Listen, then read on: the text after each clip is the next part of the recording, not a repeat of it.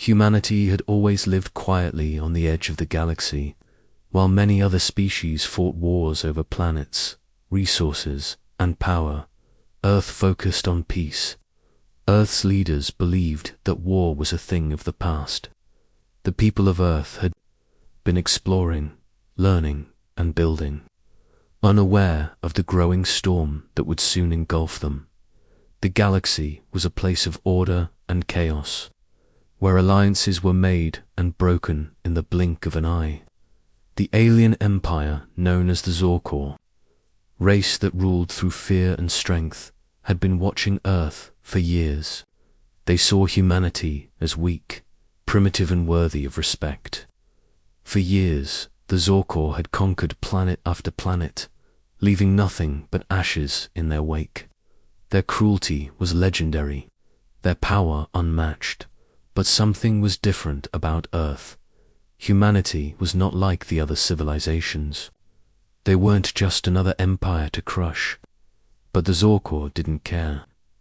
They wanted to expand, and Earth's peaceful ways made them an easy target.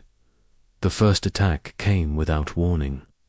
One moment, Earth's people were watching their skies in peace, and the next, the stars themselves seemed to burn. Alien ships appeared in orbit, large and terrifying, their guns pointed directly at Earth's cities. They came in waves, dropping bombs that turned entire cities into rubble. The skies darkened as the alien ships blotted out the sun, their monstrous forms looming over the planet. Humanity had no choice but to fight back. But how could they stand against such a powerful enemy? Their military was not built for war on such a scale. Earth's defenses had been designed to protect against small-scale attacks, not an all-out invasion. The Zorkor had come in full force, overwhelming Earth's defenses with ease. At first, the humans were stunned. The shock of seeing their cities destroyed, their loved ones taken, was too much for many to bear. Earth's leaders scrambled, trying to make sense of what was happening, but the Zorkor had no interest in dialogue. They had come to conquer, to claim Earth's resources for themselves. But then, something unexpected happened. The people of Earth didn't cower. They didn't run or beg for mercy. Instead, they fought. It started with a single group of soldiers, young, determined men and women who refused to accept defeat. They knew they weren't as powerful as the Zorkor, but they had something the aliens didn't. Sheer determination. These first human fighters turned the tide in ways the Zorkor never imagined. Instead of following traditional tactics, the humans used their creativity and resourcefulness to their advantage. They built weapons from scraps, turned old technology into deadly new tools, and launched surprise attacks on the invaders. No matter how many times the aliens tried to strike, humanity refused to back down. Word spread quickly across the globe. Humanity, once thought of as weak, began to fight back with everything they had. Earth's people were not just defending their homes, they were defending their way of life, and they would do whatever it took to protect it. The first major victory came when a group of human pilots, flying outdated ships, took down one of the Zorkor's largest warships. The battle was brutal, but the humans, using their quick thinking and old-fashioned tactics, managed to outmaneuver the much larger enemy fleet. It wasn't a complete victory, but it was a start. The Zorkor didn't expect humanity to strike back with such force. Now, the galaxy's most feared empire had been given a warning.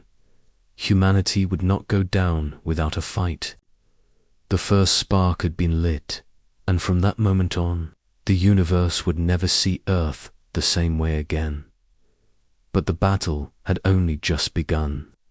As the human forces regrouped and began to organize, they knew they were facing an enemy unlike any they had ever seen. The Zorkor were ruthless, and they would stop at nothing to claim Earth for themselves. The fight was far from over, and humanity's survival was uncertain. But one thing was clear: humanity would not surrender. The first wave of attacks was only the beginning, and as the Zorkor learned, they had underestimated humanity's will to fight. The spark of war had been ignited, and the galaxy would soon tremble at the name of Earth. The war had begun, and humanity's fate hung in the balance. The Zorkor, having underestimated Earth's strength, quickly realized their mistake. What they thought would be an easy conquest had turned into a nightmare. The first battles were won by the humans, not because they were stronger, but because they fought differently. Earth's fighters had something the Zorkor didn't: heart. The Zorkor's might had worked in the past. But humanity was no ordinary foe. It all started with the skirmish at the edge of Earth's orbit. A small group of human warships, barely equipped and still in the process of forming a proper defense, faced off against an advanced Zorkor fleet. The humans weren't expected to stand a chance. After all, the Zorkor ships were powerful, heavily armored, and equipped with devastating weaponry. But the humans had something unexpected. They knew their own home better than anyone. At first, the human forces focused on survival. They used Earth's gravity to their advantage, performing high-speed maneuvers that allowed their smaller, quicker ships to outpace the larger, slower alien ships. The Zorkor couldn't understand how these small, fragile ships could survive direct hits and fire back with such precision. Humanity's ships were patched together with scavenged parts, old models repurposed for this battle. But this, too, worked in humanity's favor what the ships lacked in power. They made up for in unpredictability. The Zorkor thought they had all the cards in their hands. They were used to overwhelming their enemies with brute force, but Earth's soldiers didn't follow the usual playbook. Instead of a head-on clash, they used the environment of Earth's moon, asteroid fields, and the vast expanse of space itself. The human ships used the dark side of the moon to hide, to ambush, and to strike when the Zorkor least expected it. One of the most intense battles came when a human pilot, known only by his call sign, Spectre, led a small squadron in a daring assault on a Zorkor command ship. The plan was simple: slip past the Zorkor's radar by using the asteroid field as cover, then launch a surprise attack. It was a dangerous mission. Most of the pilots knew they wouldn't make it back. But for Spectre and his team, the thought of failure was worse than death. They had a mission, and they would not let humanity down. As the human squadron closed in on the command ship, the tension was unbearable. Every heartbeat seemed louder than the last, and each breath felt like it might be their last. The Zorkor had no idea they were there, and that's what made the plan so deadly effective. With precise timing, Spectre's squadron launched their attack. The asteroid field exploded into chaos as lasers and missiles rained down on the Zorkor flagship. The battle was over in minutes, with the human squadron destroying the Zorkor ship. The Zorkor were stunned. They had lost their flagship, and the shockwave of their loss rippled through their entire fleet. It was a massive blow to their empire, and they were beginning to realize that humanity was not as easily crushed as they had thought. But the victory came at a heavy price. Spectre and his team were all lost, their sacrifice etched into the hearts of the human fighters. It was a victory, yes, but the cost was high. The people of Earth mourned, but their spirits remained strong. Every loss made them more determined. They fought not just for survival, but for the memory of those who had given everything. News of the victory spread quickly. Across Earth's colonies, people began to rally to the cause. What was once thought impossible, humans defeating the Zorkawars, now a reality. The galaxy began to whisper, and for the first time, the Zorkawar felt fear. The first clash had proven one thing: humanity was not a species to be underestimated. It didn't matter how many enemies they faced. It didn't matter how strong the Zorkor seemed. The humans would fight, and they would fight until every last one of them was standing. They had proven that Earth was not a weak target. And now, the entire galaxy knew it, but as the humans celebrated their hard-won victory, the Zorkor were already planning their next move. They would not give up, and soon they would strike back harder than ever. The war was far from over, and the true test of humanity's resolve was still to come. The victory at the asteroid field was just the beginning. The humans, now emboldened by their success, launched a series of surprise strikes across the galaxy. They had caught the Zorkor off guard, and now they intended to strike fast, strike hard, and strike often. The first blow had shown the universe that humanity was capable of much more than anyone had ever imagined. The Zorkor were furious. They had lost countless ships, many of their best commanders, and most importantly, their sense of invincibility. But they were not a race known for surrendering easily. In response to humanity's sudden surge, the Zorkor assembled their mightiest warships, the dreadnoughts, massive, heavily armed ships capable of destroying entire fleets with a single blow. These dreadnoughts were feared across the galaxy. They had been designed to crush rebellions, to silence any who dared challenge the Zorkor's dominance. And now they were coming for Earth. The humans had no choice but to meet this new threat head-on. Earth's military forces, still recovering from their last battle, were thrust into a new kind of war. The tactics they had used to defeat the Zorkor in the past, hit and run, stealth attacks, and surprise maneuvers, wouldn't be enough now. The dreadnoughts were a different breed of enemy. Their advanced shielding, impenetrable armor, and devastating weaponry made them nearly unstoppable. But humanity had something the Zorkor could never understand. They had heart, the kind of heart that made them keep fighting when everything seemed lost. They had nothing to lose. Earth was their home, and they would defend it at all costs. The plan to stop the dreadnoughts was risky. A team of human engineers, pilots, and strategists came together to devise a plan that could take down the massive warships. It was called the Falcon's Flight. The idea was simple yet dangerous. Use the dreadnoughts' own arrogance against them. The dreadnoughts were so confident in their superiority that they would never expect humanity to attempt a direct assault on such a heavily fortified target. The plan involved the most daring raid the galaxy had ever seen. A small group of human warships, barely equipped for battle, would infiltrate the Zorkor fleet and plant explosives on the dreadnoughts. The human ships would use the same tactics that had worked in the past: speed, unpredictability, and surprise. The goal was not to destroy the dreadnoughts entirely, but to cripple them. To make the Zorkor realize that no fleet, no matter how mighty, was safe from humanity's wrath. The mission was set into motion with no room for error. The human fleet, led by Captain Mara Trent, a seasoned commander known for her cunning and courage, flew toward the enemy's capital shipyards. Mara had been at the front lines of every major battle since the first attack.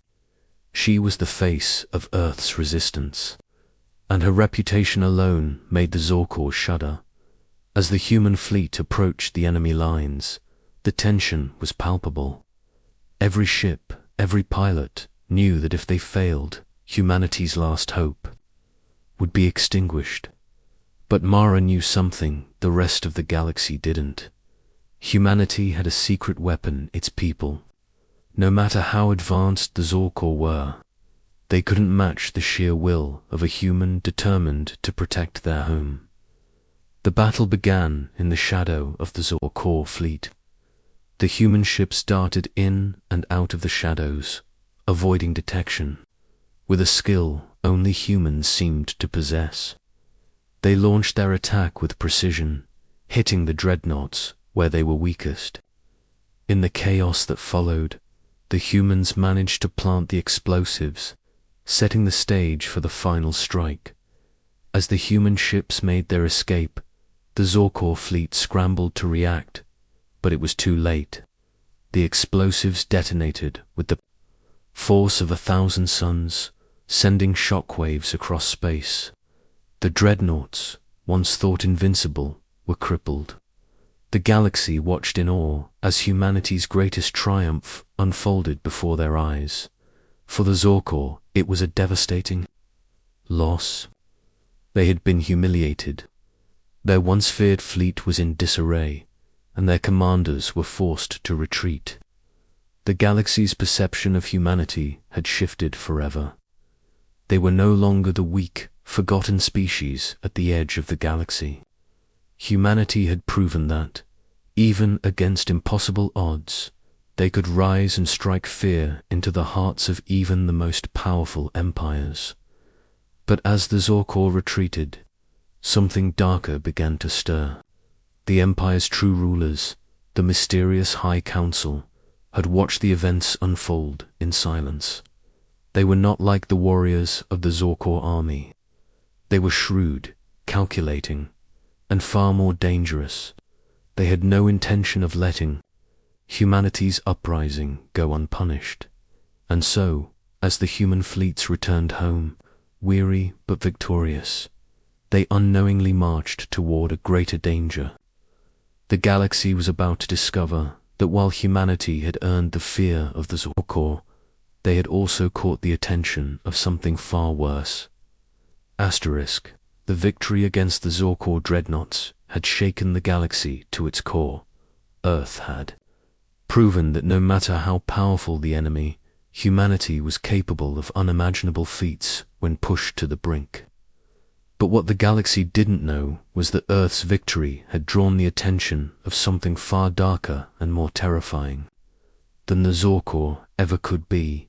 As the smoke from the explosion cleared, and the echoes of victory spread across the human colonies, a new enemy emerged from the void, an enemy that didn't fight for resources or power, but for pure, ruthless domination.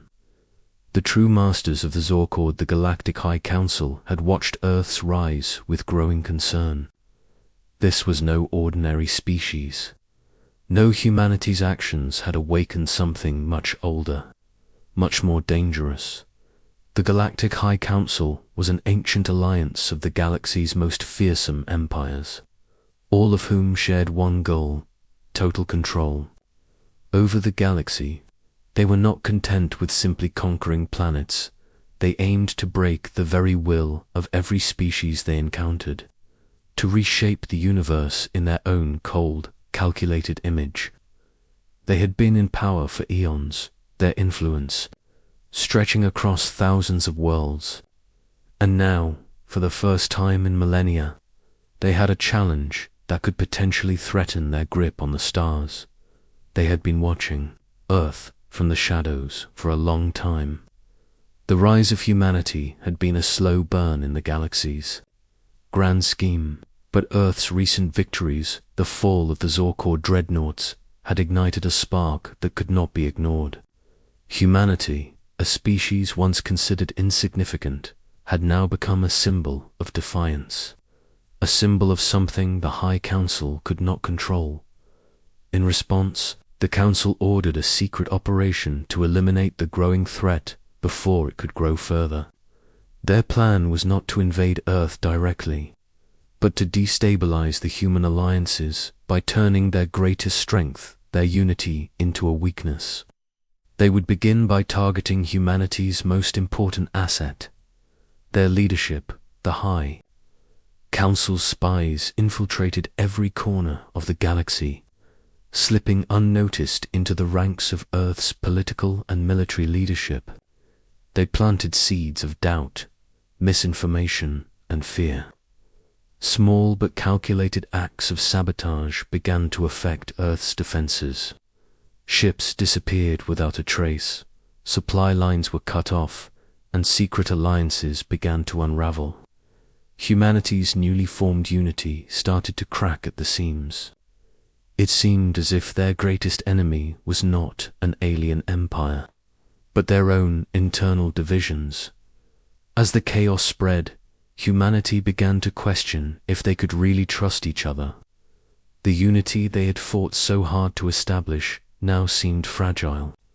Political leaders who had once stood side by side now found themselves at odds, and military commanders, once filled with confidence, began to doubt their ability to fight back. If Earth's greatest strength could be shattered, then the galaxy's most feared species would fall to pieces.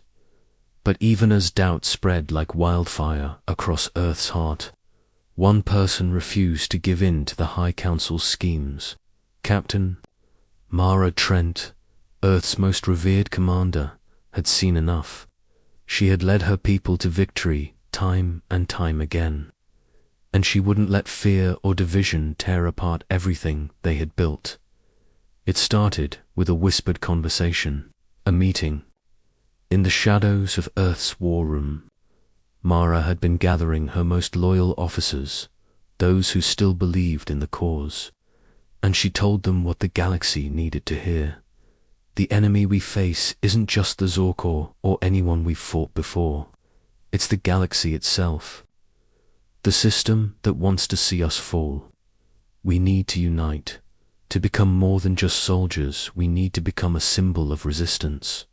No more running, no more hiding. We fight, and we fight together. Her words were a spark, a burst of hope in the darkness. The loyal officers who stood by her began to rally the troops, to restore order. The true enemy was not the one they could see, was the one they had failed to recognize in their midst.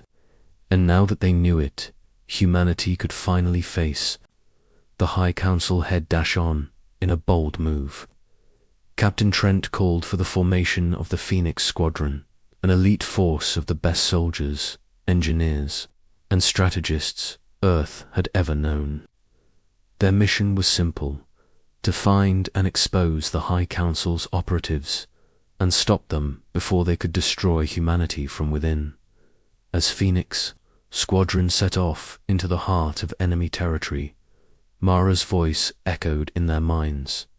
If we are to stand, we must rise from the ashes of our past. This is the turning point. This is where we take control. As Phoenix Squadron infiltrated the darkest corners of the galaxy, the High Council began to realize the danger that humanity posed to their carefully maintained order. The humans' unyielding will and defiance had shattered the Council's perception of control. What was once a quiet, controlled galaxy was now buzzing with whispers of rebellion, led by a species that had no business standing against the most powerful empires in existence. For the first time in centuries, the High Council felt fear. They had been the unseen rulers, pulling the strings of galaxies with their cold, calculated plans. But humanity had disrupted the delicate balance they had spent so long perfecting. It wasn't just the Zorkor's defeat or the destruction of their dreadnoughts that shook them. It was the rise of a species that refused to bow down. Humanity was a force unlike any other, and the High Council couldn't ignore them any longer. The Council's response was swift, ruthless, and deadly. They launched a covert operation, using their most elite assassins to silence humanity's leaders. They targeted those who were seen as symbols of hope: military commanders, political figures, and key engineers.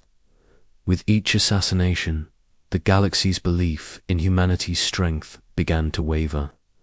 The High Council aimed to break the spirit of the human resistance, to show them that no matter how hard they fought, the galaxy's rulers would always remain in control. But while the Council thought their plan would crush humanity's spirit, they failed to understand one thing: humanity had already faced its darkest hour. Earth had been a planet torn by wars, strife, and division for centuries.